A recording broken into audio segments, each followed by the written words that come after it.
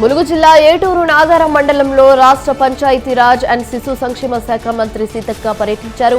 Y junction లో ఏర్పాటు చేసిన చాకలి ఐలమ్మ విగ్రహాన్ని మంత్రి సీతక్క ఆవిష్కరించారు. కార్యక్రమంలో శాసనమండలి సభ్యులు బసవరాజు, సారయ్య పాల్గొన్నారు.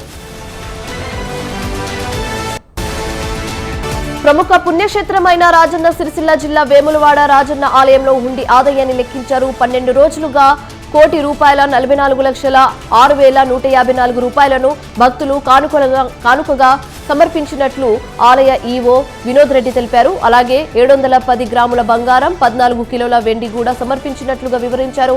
సీసీ కెమెరాలు, పోలీస్ పతిష్ట భద్రత నడుమ హుండీ ఆదాయాన్ని లెక్కించగా ఆలయ అధికారులు, సిబ్బంది, భక్తులు లెక్కింపులో పాల్గొన్నారు. ఖమ్మం జిల్లాలో పామాయిల్ రైతులు ఆందోళన చెందుతున్నారు. గెలులు రాకపోవడంతో, తడి తెగులు సోకడంతో అపారమైన నష్టం వాటిల్లిందన్నారు. ₹1,000 పెట్టుబడి చేసిన కష్టమంతా వృధా అవుతుందని, అప్పుల ఊబిలో మునిగిపోతున్నామని ఆవేదన చెందుతున్నారు. ఆయిల్ ఫామ్ కి అనుకూలమైన నేలలో సాగు చేసినప్పటికీ ఈ ఇబ్బందులు తలెత్తడంతో వ్యవసాయ అధికారులు పట్టించుకొని నివారణకు ప్రత్యామ్నాయ మార్గాలు చూపాలని కోరుతున్నారు. వేములవాడ రాజరాజేశ్వరి స్వామి ఆలయంలో ఆరుద్ర నక్షత్రం సందర్భంగా ప్రత్యేక పూజ కార్యక్రమం నిర్వహించారు.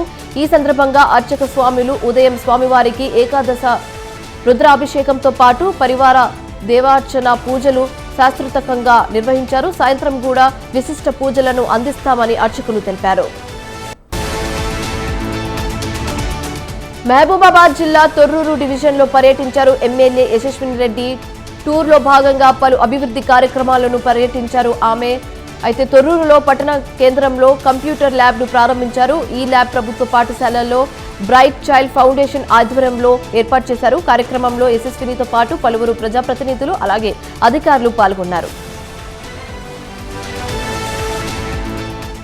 భద్రాద్రి కొత్తగూడెం జిల్లా మునుగురు భారజల కర్మాగారంలో అర్ధరాత్రి హైడ్రోజన్ సల్ఫైడ్ విషయపు కీల్ లీక్ అయింది. దీంతో సమీప గ్రామాల ప్రజలు భయాందోళనకు గురయ్యారు.